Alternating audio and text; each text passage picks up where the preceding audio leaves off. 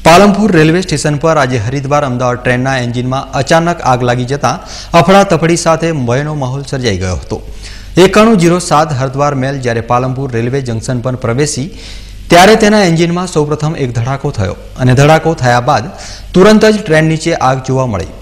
तुरंत ज Palampur railway station पर फरज बजावी रहेला नरपतसिंह सौप्रथम आगने जोईने पोतानी पासे रहेला वायरलेस वॉकी टॉकीथी तमाम स्टाफने स्टेशन पर आवी जवानी सूचना आपी અને तुरंत ज घटना स्थळे ज मोटी संख्यामां सुरक्षा कर्मीओ दौड़ी आव्या। एंजीनमां आगनी जाण थतां ज मुसाफरोने सौप्रथम सामान साथे बहार निकळी जवा सूचना आपवामां आवी અને ત્યારબાદ रेलवे स्टेशनमां आवता नळना पाणीथी सौप्रथम आ आग पर काबू मेळवવાની कोशिश करवामां आवी। आखी ट्रेननो मुख्य आधार एंजीन पर रहेलो होय छे तेवामां ट्रेनमां एंजीननो पावर आ आगथी संपूर्ण बळीने खाक थई गयो हतो। एवुं मनाई रह्युं छे के फ्यूएल टेंकमां शॉर्ट सर्किट थया बाद आ आग लागी हती। जो कि आग लागवाना कारणों अंगेनी तपासना आदेश अपाया छे। आगथी लाखों रूपियानुं नुकसान थयानो प्राथमिक अहेवाल साँपड़ी रह्यो छे। अंदाजे 20 થી 25 मिनिट बाद पालमपुर पालिकानी फायर फाइटरनी टीम घटना स्थळे आवी पहोंची हती અને તાબડતોબ પાણીનો ચારે બાજુથી મારો ચલાવાતા આગને આગળ વધતા અટકાવી દેવાઈ હતી। ગાડીના ડ્રાઈવર બળદેવસિંહ ડામોરે રેલવેના ઉચ્ચ અધિકારીઓને મોબાઈલ પર ફોન કરીને ઘટનાથી વાકેફ કર્યા હતા અને બાદમાં મીડિયા સાથેની વાતચીત દરમિયાન આ ઘટના કઈ રીતે બની તે અંગે વિસ્તૃત માહિતી આપી હતી। मतलब ये हरिद्वार मेल है, ये मतलब हरिद्वार से चल के अहमदाबाद जाता है। इसका नंबर है 9106 ऑफ हरिद्वार मेल। जैसे मैं करजोड़ से हमारे टाइमिंग के हिसाब से मैं बराबर चल रहा था। जैसे पालनपुर की 3 लाइन की फेसिंग पॉइंट पे मैं इंटर हुआ और वहाँ इंटर होते ही हमको एक वैसा जैसे बादल नहीं गरजते या कोई फटाका नहीं फूटता दिवाली होली पे, ऐसे आवाज़ आई। आवाज़ आते ही हम एकदम छतर कोई मैंने कोई लफड़ा हो गया है, या तो नीचे कोई फटाका रखा है या कोई इंजन में हो गया है, लोड में हो गया। पीछे घूम के देखा तो धुआं दिखाई दिया।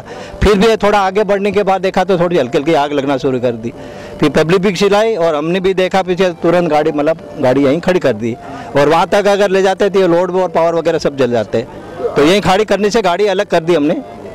करीबन इंजन में किस किस पार्ट को ज़्यादा नुकसान हुआ है? ये तो फ्यूल टैंक को, एमआर टैंक को और सिलेंडर को। और आग लगने की वजह? आग लगने की वजह से हो सकता है फ्यूल टैंक में कोई शॉर्ट सर्किट हो गया हो, या वही हो सकता है और कुछ नहीं हो सकता। या डिपो फटाके का तो था, फटाका तो रखा ही नहीं, तो शॉर्ट सर्किट नीचे से हो सकता कोई इलेक्ट्रिक सिस्टम से। तो उसकी तो अभी जहाँ से होगी जब भी मालूम पड़ेगा। वो तो इलेक्ट्रिशियन आएगा, उनका देखेंगे कौन वायर कहाँ से है, नीचे से भी अंडरफ्रेम सेफ्टी फिटिंग है इलेक्ट्रिक की। शुभ नाम आपका? ड्यूटी पे मैं तैनात था तो प्लेटफॉर्म के लास्ट फ्लोर पे खड़ा, जैसे ही मेल हरिद्वार मेल आया तो इंजन पे के नीचे से आग लगती हुई मेरे को दिखी। तो मैं गाड़ी रुकवाने के लिए इंजन की तरफ भागा और ड्राइवरों को इशारा किया गाड़ी रोको तुरंत। तो आग लग गई है। और फिर मेरे पास में वॉकी टॉकी थी, गाड़ी तो रुक गई थी, फिर वॉकी टॉकी पे जोर जोर से चिल्लाया हमारे थाने की तरफ, जितना भी स्टाफ है तुरंत भेजो, घटना स्थल पे आग लग गई इंजन में। और पब्लिक की मदद की, नहीं तो पब्लिक डिब्बे में से कूद रहे थे बच्चों समेत में कि बम हम ऐसा कुछ नहीं है, आग लग गई इंजन में, आप लोग आराम से उतरो। उतरने में मदद की हम लोगों ने। फिर फायर ब्रिगेड को बुलाया और अभी आग पे कंट्रोल हो गया है।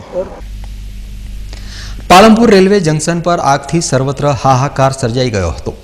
दरमियान ट्रेन में मीठी नींदर माणी रहेला यात्रिकोनी हालत सौथी वधु कफोड़ी बनी गई हती। आ यात्रिकोनी मनोस्थिति जाणवानो प्रयास कर्यो बीके न्यूज चेनलना संवाददाता विनोद सुदेशाए।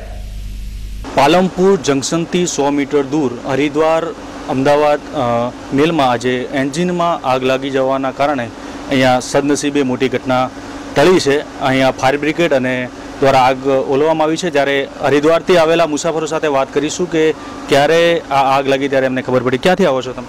અમે હરિદ્વારથી અમદાવાદ જઈ રહ્યા છીએ, 4 ધામ પતાઈને। જ્યારે પાલનપુર જંકશન ઉપર આવ્યા ત્યારે સેટ ડીઝલની વાસ આવતી હતી, મને બાર બૂમાબૂમ થઈ એટલે અમે જોવા ઉતર્યા તો ત્યારે અમને ખબર પડી કે ભાઈ એન્જિન સરગવા માંડ્યું છે અને નજીક જઈને જોયું તો એન્જિન અને ડબ્બા છૂટા પાડી દીધા તો મોટી ઘટના બનતી અટકી ગઈ અને 10 થી 15 મિનિટની અંદર ફાયર બ્રિગેડ આવીને ઓલવવાનું કામ ચાલુ કરી દીધું। आग क्यारे लगी तमने ख्याल नतो?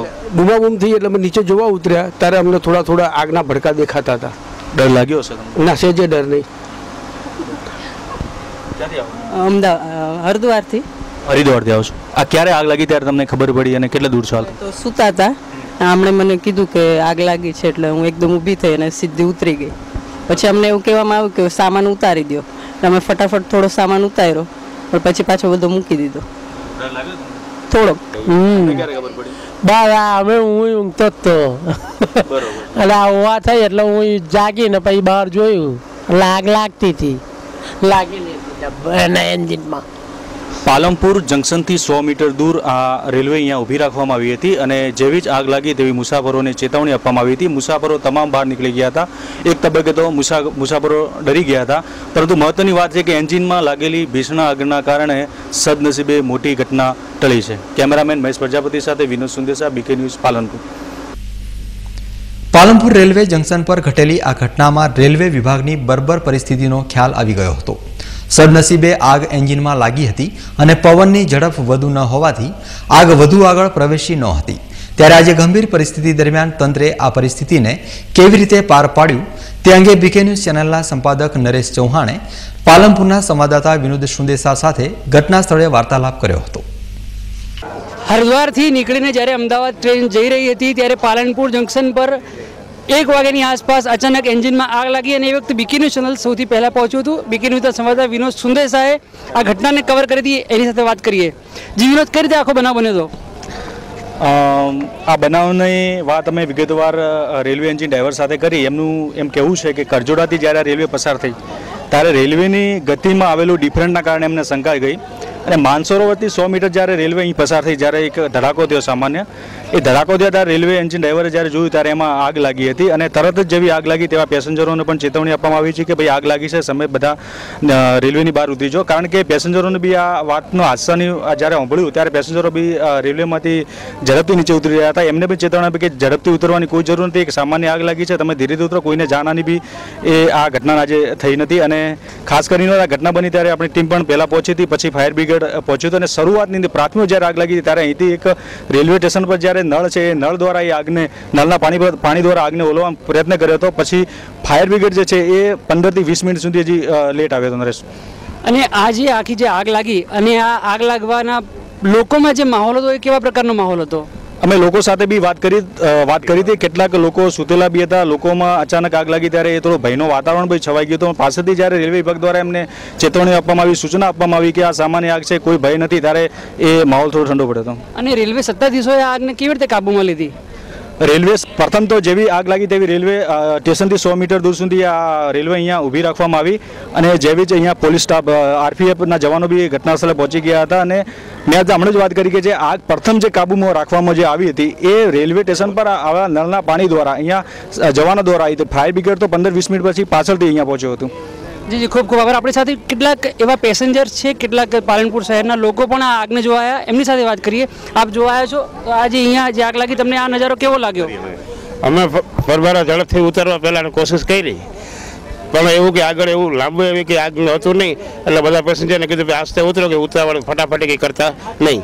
તો પરબારું એ લોકોએ કંટ્રોલ કરી આગના બંબા મગાવી અને કંટ્રોલ કર્યું. તો કુલ મળી આ આગને એક ખૂબ જ સરળતાથી લઈ રેલવે સત્તાધીશોએ અને ખૂબ જ એક ગંભીર બનાવને અટકાવી દીધો છે. વિનોદ સુંદેસા, કેમેરામેન મહેશ પ્રજાપતિ સાથે નરેશ ચૌહાણ, પાલનપુર.